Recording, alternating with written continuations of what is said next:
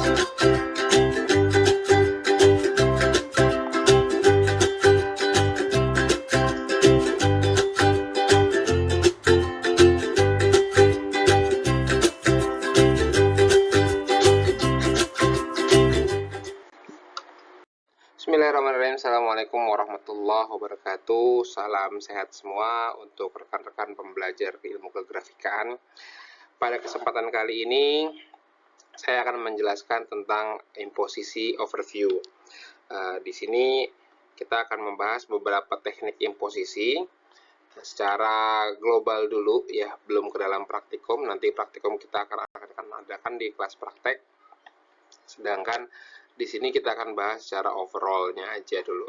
Nah, untuk imposisi mungkin baik.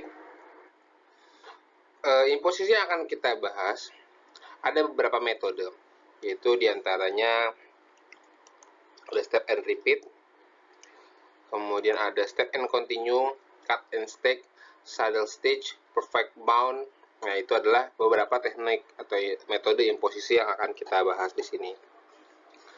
Namun demikian, saya review sedikit. Mungkin teman-teman masih ada yang bingung antara bedanya imposisi dengan layout dan pengertiannya dari imposisi.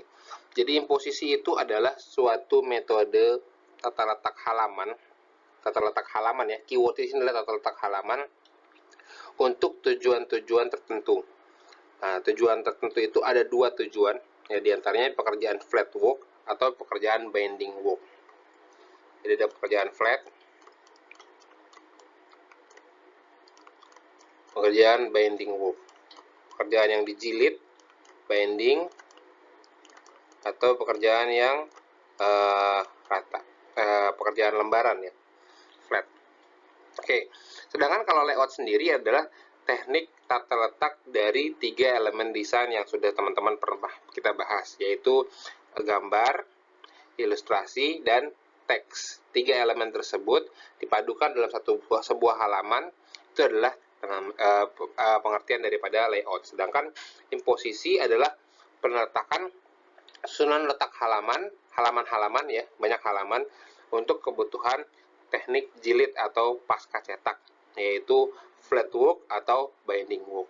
Nah, yang dimaksud dengan flat work adalah pekerjaan-pekerjaan lembaran. Jadi biasanya dia meliputi teknik atau metode imposisi step and repeat, step and continue, cut and stick. Sedangkan binding work adalah pekerjaan-pekerjaan yang meliputi pekerjaan yang nantinya akan dijilid, yaitu saddle stitch dan perfect bound. Sementara untuk cut and stick ini bisa juga dijilid, bisa juga flat work. Tapi untuk teknik pencetakannya dia umumnya flat work. Ya. Biasanya kalau binding work itu dia ada tahapan lipat. Ya, ada tahapan lipat. Seperti saddle stitch ada pekerjaan untuk dilipat. Perfect bound juga ada pekerjaan untuk dilipat. Jadi layout imposisinya adalah lebih ke beberapa halaman yang nanti tujuannya akan dilipat dulu sebelum mereka dijilid. Sedangkan kalau cut and stick dia tidak perlu dilipat, langsung dipotong, tapi tetap nanti ujungnya akan dijilid.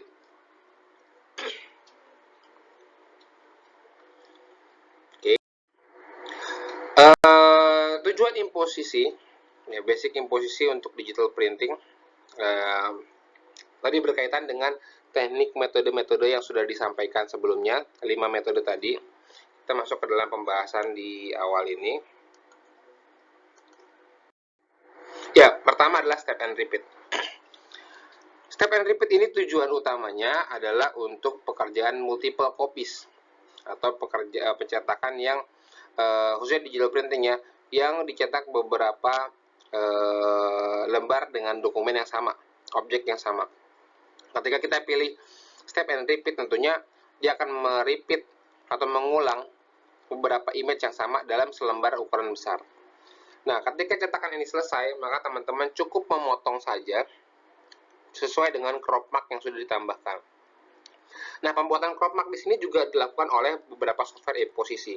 Jadi, beberapa software imposisi itu mampu membuat crop mark secara otomatis. Jadi, teman-teman untuk membuat batas potong ini atau crop mark tidak menggunakan lagi software design, ya langsung otomatis di software imposisi bisa teman-teman lakukan.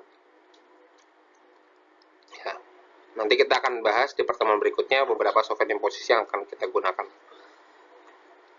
Oke. Nah, biasanya pekerjaan step and repeat ini itu dilakukan untuk pekerjaan-pekerjaan seperti pembuatan kartu nama, pembuatan kartu-kartu, kupon, yang jobnya itu sama. Ya, step and repeat.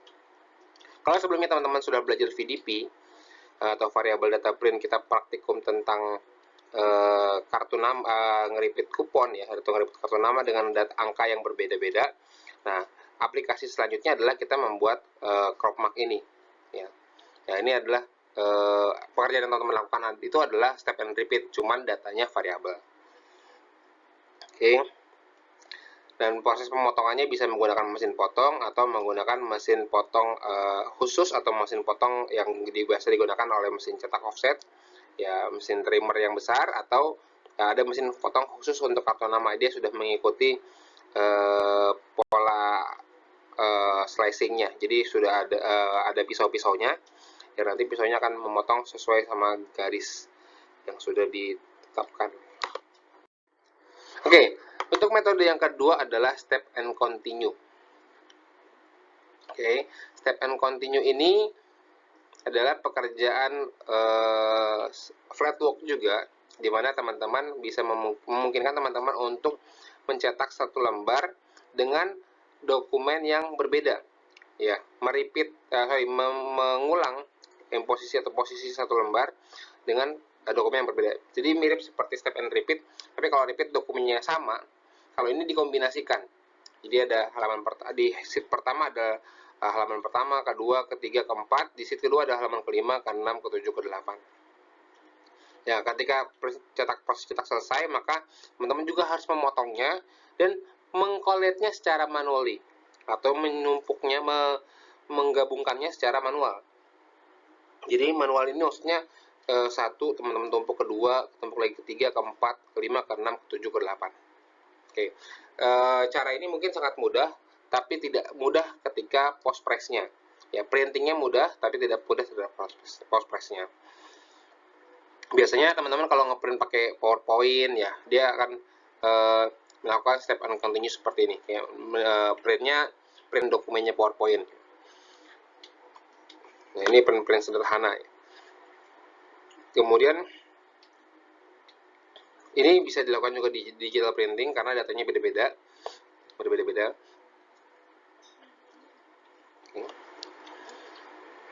Ini juga termasuk bagian dari pekerjaan flat work karena tidak dilipat ya.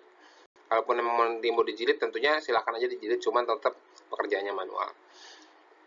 Nah, yang simple adalah cut and stick. Oke. Cut and stick ini juga kelebihannya sama-sama flat work, pekerjaan lembaran, tapi meminimalisir pekerjaan collage atau mengcollate atau menyusun secara manual. Ya, jadi teman-teman cukup print, nanti sudah diatur berdasarkan dokumen halaman 1, halaman 2 di lembar kedua, halaman 3 di lembar ketiga. Atau teman-teman bisa bikin, tadi kan 4 up ya, contohnya sebelumnya adalah 4 up. Ini contohnya bisa membuat 2 up atau 4 up juga bisa. Jadi kalau misalnya 4 up berarti 3 ke bawah, kemudian 4, 5, 6 ke bawah. Mungkin di depannya ada lagi 7 sampai 9 ke bawah, kemudian sampingnya ada lagi 10 sampai 12 ke bawah. Teman-teman tinggal cutting, potong nanti di post press-nya, pekerjaan setelah dari printingnya, yaitu dipotong, kemudian di stick, ditumpuk. Makanya sebutnya sebagai cut and stick. Potong, tumpuk, potong, tumpuk. Dan susunan halamannya, ya sebagai posisinya akan susun ke bawah di halaman berikutnya. Ini juga bisa dilakukan oleh software imposisi. Gitu. Pekerjaan berikutnya yang lain adalah saddle stitch. Ini mungkin yang biasa disebut dengan istilah lain booklet atau jahit kawat kalau di bahasa Indonesianya. Itu adalah menyusun halaman yang nantinya halaman pertama ini akan bertemu dengan halaman atau lembar terakhir. Ya. halaman kedua dari pertama ini akan bertemu dengan halaman kedua dari terakhir atau lembar kedua dari terakhir. Begitu juga lembar ketiga di awal akan bertemu dengan lembar ketiga dari lembar ketiga yang di akhir. Tujuannya adalah dokumen ini supaya bisa dilipat, kemudian dijahit kawat atau di staples di bagian punggung buku. Jadi setelah printing selesai, buku dilipat, buklet dilipat, kemudian diberikan pengait berupa kawat atau staples. Itu disebut sebagai saddle stitch atau booklet atau jahit kawat. Nah, ini adalah binding work. Yang seperti saya sampaikan sebelumnya, ada pekerjaan lipat sebelum proses post press selesai, itu sebelum dijilid akan ada dilipat. Beda seperti cut and stack, sebelumnya dipotong, ditumpuk, baru dijilid. Mungkin dengan jilid spiral atau jilid staples kalau seperti proposal atau mungkin tugas-tugas yang teman-teman kerjakan biasanya, itu dipotong staples punggung, kemudian dijilid lakban misalkan seperti itu. Kemudian kalau ini adalah teknik jenis jahit kawat. Nah, yang lebih rumit dari booklet ini juga ada. Jadi dia ini kan kalau teman-teman lihat ini 2 up ya. 2 up. Yang lebih rumit bisa jadi 4 up atau 8 up atau 16 up. Atau 32, bahasa lainnya adalah 32 halaman, 16 halaman atau 8 halaman atau 4 halaman kateran. Jadi istilahnya satu lembar ini adalah satu kateran. Yang satu kateran itu bisa mencakup tadi 32, 16, 8 atau 4.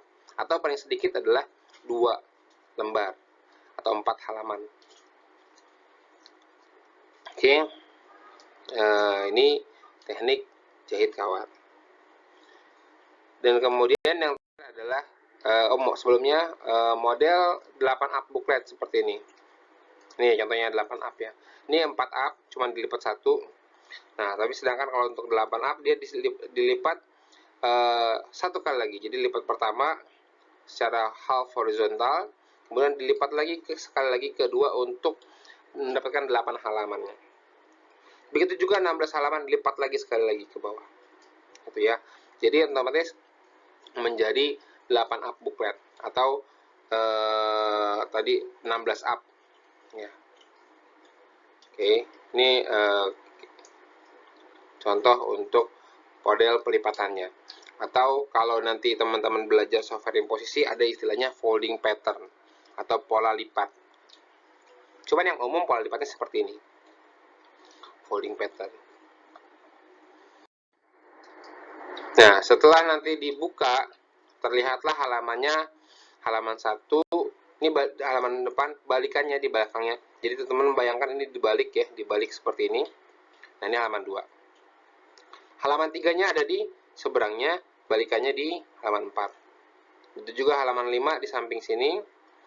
Nah, kemudian dibalikannya di halaman 6, halaman 7 di atasnya, balikannya di halaman 8. Nah, proses penyusunan halaman ini yang disebut dengan imposisi. Karena semakin kompleks, semakin rumit proses penyusunan halamannya, makanya kita membutuhkan software imposisi. Ini baru 8 halaman, bayangkan kalau teman-teman sampai 200 halaman. Halamannya seperti apa disusunnya. Kemudian datanya itu otomatis akan diputar-putar, plus ditambahkan bleed, tambahkan crop mark, tambahkan registration mark. Software itu bisa melakukannya. Namun kalau teman-teman belum ada softwarenya, teman-teman bisa menggunakannya secara manual, yaitu membuat simulasi ya, dengan cara melipat terlebih dahulu kertasnya, kemudian memberikan penomoran. Setelah itu baru teman-teman susun halamannya sesuai dengan pola yang sudah teman-teman buat atau seperti gambar di layar.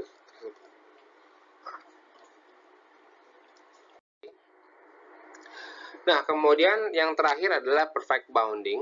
Nah, perfect bounding atau jilid lem punggung ya, atau lem panas, atau sama-sama booklet, cuman memang teknik jilidnya yang berbeda. Jadi kita buat buku juga. Kelebihan dari perfect bound itu adalah bisa membuat buku dengan ketebalan yang lebih tebal dibandingkan dengan saddle stitch. Saddle stitch karena keterbatasan punggung buku, tentunya kalau di perfect bound punggung bukunya berbeda jenisnya, tekniknya. Kalau sebelumnya di saddle stitch itu disisip atau dikawinkan antara kateran satu ke kateran berikutnya. Sedangkan kalau di perfect bound, dia tidak dikawinkan, namun ditumpuk dan nantinya dicacah punggung bukunya, kemudian setelah itu dikasih lem panas. Makanya kalau di Indonesia namanya istilahnya jilid lem panas. Kalau di bahasa Inggrisnya itu perfect bounding. Kemudian setelah ditumpuk di lem panas baru dipasang cover. Jelas seperti ini. Jadi per kateran itu bukan disisip, namun ditumpuk dan dicacah dan dilem. Nah, ini proses imposisinya juga berbeda. Susunan tata letak halamannya juga berbeda. Tidak sama seperti booklet yang halaman pertama bertemu dengan halaman terakhir. Ya, kalau di perfect bounding tetap per kateran. Misalkan satu kateran ini ada 8 halaman, berarti sampai halaman 8 saja. Berikutnya di kateran kedua adalah halaman 9 sampai halaman 16. Di halaman berikutnya halaman 10 sampai halaman tadi 8 ya seterusnya ya, kelipatan 4 untuk kelipatan 8 tergantung katerannya. Boleh nggak di tengah-tengahnya ada satu kateran yang cuma 4 halaman? Boleh aja. Atau tiba-tiba ada kateran yang 16 halaman? Boleh. Biasanya menyesuaikan dengan jumlah halaman yang ada di dalam buku tersebut. Jadi di akhirnya bahkan dua halaman pun ada di perfect bound. Jadi perfect bounding itu memungkinkan dia menjilid dengan sisa kateran 2 halaman, artinya cuma selembar. Ya, halaman sama lembar beda ya, lembar 1 lembar 2 halaman. Sedangkan kalau di saddle stitch itu teman-teman tidak mutlak harus kelipatan 4, karena dia harus saling berkait, harus disisip. Paling sedikit itu kelipatan satu katerannya adalah 4 halaman. Jadi tentunya jumlah halaman di saddle stitch harus bisa dibagi 4. Sedangkan kalau jumlah halaman di perfect bounding harus genap, tidak boleh ganjil. Karena halaman itu harus ada pasangannya. Kalaupun ganjil berarti lawannya putih. Jadi itu perlu teman-teman perhatikan ketika teman-teman menerima file. Menerima file, cek jumlah halamannya, ada berapa halaman. Jika itu genap, nah itu masih mungkin dikerjakan di perfect bounding atau di saddle stitch. Tapi kalau misalkan genap bukan kelipatan 4, berarti tidak bisa di saddle stitch, harus di perfect bound. Atau kalaupun di saddle stitch, cara ngakalinya di halaman terakhir mungkin bisa pakai double tip atau yang lainnya. Oke, kemudian basic imposition. Ini kita overview-nya. Ya, jadi imposition adalah kombinasi dari dua hal di bawah ini, yaitu job document dan template. Ya, dimana teman-teman harus memiliki konten dari halaman tersebut. Artinya sudah di layout dulu. Kalau belum di layout, teman-teman agak kesulitan ya, harus melakukan pekerjaan layout dulu baru imposisi. Jadi pastikan teman-teman sudah punya job dari dokumen tersebut dan sudah punya template atau tadi pola lipat yang seperti apa yang mau, atau pola jilid yang seperti apa yang nanti teman-teman akan lakukan. Mau menggunakan perfect bound, saddle stitch atau yang lain-lainnya. Oke. Sedikit kita review tentang layout atau imposisi, beberapa istilah-istilah yang ada di dalam imposisi. Ya, ini di sini ada contoh satu lembar halaman. Oke, kita coba review sedikit. Ada istilah media box. Oke, ada lagi istilah crop mark. Ya, ada lagi istilah trim box size. Dan ada lagi istilah bleed. Ya, kalau tadi teman-teman lihat, ya, media box adalah bagian yang nantinya akan teman-teman akan jadikan suatu area cetak. Ya, media box. Sedang crop mark sudah pernah kita singgung sebelumnya. Ini adalah batas potong yang nantinya akan menjadikan hasil akhir atau ukuran akhir dari job atau dokumen yang teman-teman akan cetak. Kemudian trim box size, ya ini adalah ukuran terpotongnya dari yang warna merah ya, yang warna merah ini. Jadi media box ini secara keseluruhan. Kemudian crop mark adalah batas potong, trim box adalah ukuran jadinya nanti seperti apa. Kemudian yang terakhir adalah bleed, ya area yang terbuang, yang warnanya digelapin ini area yang nantinya akan terbuang. Tujuannya apa sih bleed? Kalau teman-teman lihat di sini, bleed itu kan dilebihkan ya, areanya dilebihkan. Ini adalah untuk mengantisipasi jika image-nya dibuat tepat di tepi trim box size atau di ujung ukuran kertas. Nah, ketika imposisi atau lipatannya nanti setelah diimposi itu bergeser, tidak ada area yang nampak putih karena potongannya tidak akurat. Itu akan menyebabkan hasilnya tidak sesuai. Ini bagusnya kalau cuman bentuknya sebuah ilustrasi warna biru seperti ini. Cuman kalau ilustrasinya, kadang ada beberapa majalah yang ilustrasinya huruf, misalkan huruf A atau huruf B atau huruf C gitu ya. Ketika dipotong nanti itu hurufnya akan terpotong. Atau bahkan ada beberapa gambar mah. Image yang di tepian ini berupa gambar, foto. Ketika dipotong terpotong pas di mukanya misalkan. Jadi hasilnya tentunya akan tidak terlalu baik ya. Karena proses imposisinya yang proses layoutnya yang kurang tepat.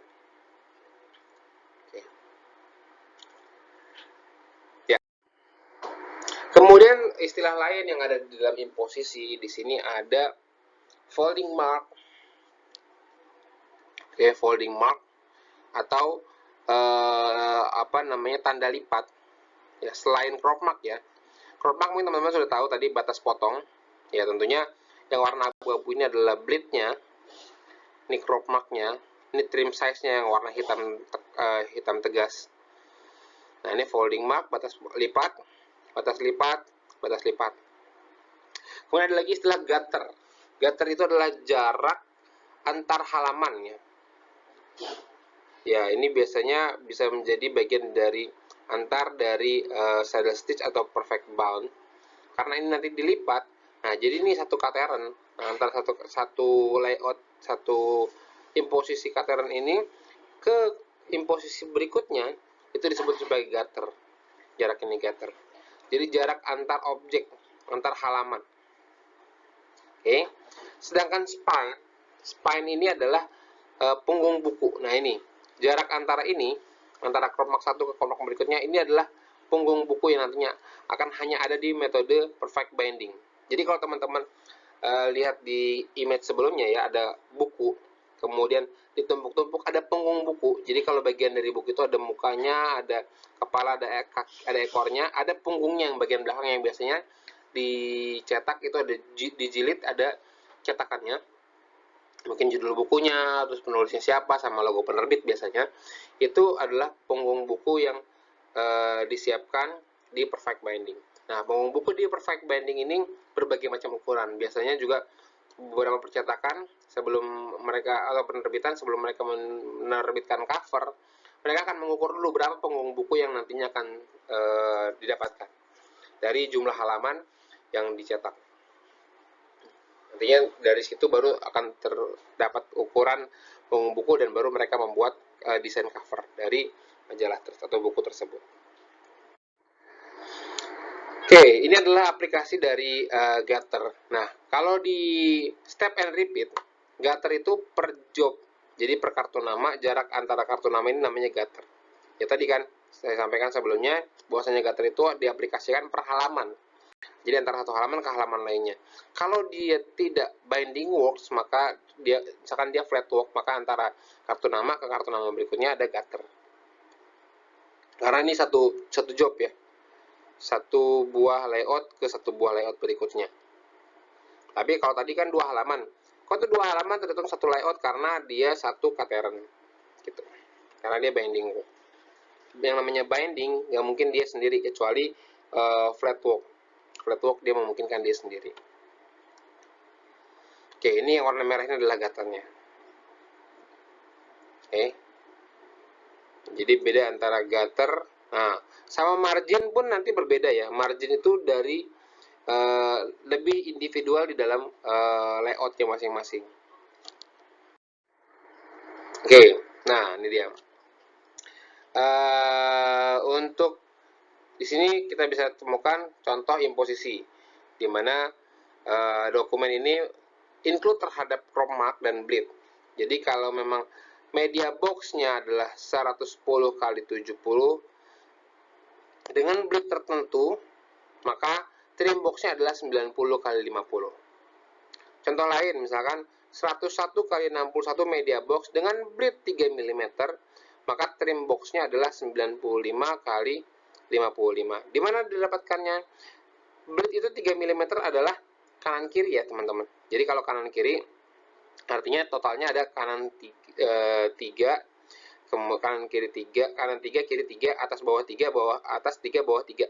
Jadi total kanan kiri adalah 6. 101 dikurangi dengan 6 maka dapatlah 95.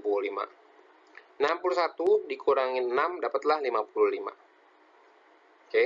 Jadi ini dengan blit 3 mili. Oke. Ini diaplikasikan di layout imposisi, oke, di dalam imposisi, maka dapatlah crop mark-nya di posisi 3 mili dari ujung desain ke dalam. Begitu juga yang lainnya. Dan ini akan memotong area ini sebanyak 3 mili, sebelah sini sebanyak 3 mili. Oke. Kemudian yang kalau disebut sebagai margin itu adalah dari ujung crop mark atau mungkin trim box ini mulai ke ujung teks, itu yang disebut dengan margin. Di sini, dari sini ke sini jarak ini adalah margin. Jarak ini adalah margin. Oke, jarak ini adalah margin. Jadi sebenarnya ini lebih ke layout ya, kalau margin itu lebih ke desain. Tapi di imposisi teman-teman nggak pedulikan margin, tapi yang teman-teman pedulikan adalah trim box sama media box. Oke. Contoh lain dari posisi sebuah poster. Ini media box-nya 216 kali 303, tidak include only blit. Ya, ini nanti ukuran trim box-nya adalah 210 kali 297. Berarti dari sini kita teman-teman bisa melihat berapa blit yang digunakan. Ya. Blit yang digunakan adalah 3 mili. Kalau tidak include blit, berarti media box-nya 21 kali 297 ukuran 4, dan trim box-nya juga sama 21 kali 297. Dan ini resiko, ketika cetakannya bergeser, ya image-nya akan ketika dipotong ini bisa jadi kepotong bagian birunya. Kalau kepotong sebenarnya nggak ada masalah, tapi kalau kurang kepotong atau agak kegeser ke sebelah kiri potongannya, maka nanti di sini akan ada putih. Di sini juga akan ada putih. Makanya teman-teman harus menyiapkan blit seperti yang di sini, seperti yang di front cover ini. Media box lebih besar dibandingkan trim box, dan otomatis desainnya juga dimaksimalkan sesuai dengan media box. Ditambahkan 6 mm ya, diperbesar 6 mm. Tujuannya adalah yang 3 mm blit sebelah kiri, 3 mm blit sebelah kanan, 3 mm blit sebelah atas, 3 mm blit sebelah bawah. Ya, ini contoh beberapa imposisi lain yang tidak perlu menggunakan blit. Kenapa tidak perlu menggunakan blit? Karena dari desain ini teman-teman bisa lihat, desain kartu nama ini tidak ada area yang image-nya sampai ke tepi dari suatu desain. Jadi area kelilingnya aman di warna putih, jadi tidak perlu lagi menggunakan blit. Kalaupun bergeser sedikit-sedikit ya masih toleransi ya, karena ada margin di sini. Nah, solusinya teman-teman harus membuat margin yang lebih besar.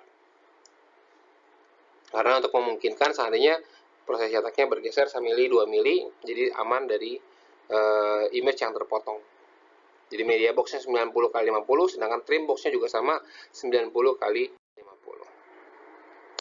Nah, ini adalah tampilan imposisi dari software RIP server Creo. Ya, jadi beberapa RIP server memiliki kemampuan untuk imposisi. Ya, di sini saya contohkan image-nya dari kebetulan materinya dari Creo Print Server.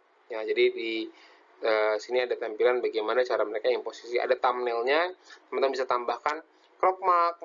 Kemudian nanti tinggal teman-teman tambahkan berapa repeatnya. Kalau kartu nama biasanya kan step. Nah, seperti ini. Ya, di sini ada informasi tentang kertasnya berapa, ukuran 46 kali 32. Kemudian berapa repeatnya, marginnya berapa? Ya, 6. Kenapa marginnya 6? Karena blitnya 3. Jadi disesuaikan dengan blit. Karena blitnya 3, berarti kan margin itu kan batas antara satu layout ke layout berikutnya. Jadi crop mark-nya akan muncul kembali di 6 mm setelah crop mark pertama muncul ke crop mark berikutnya.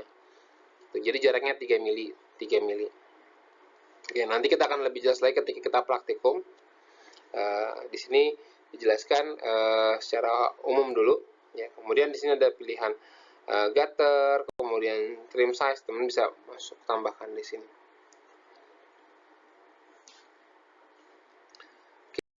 Kemudian di sini adalah istilah lain yaitu namanya creep.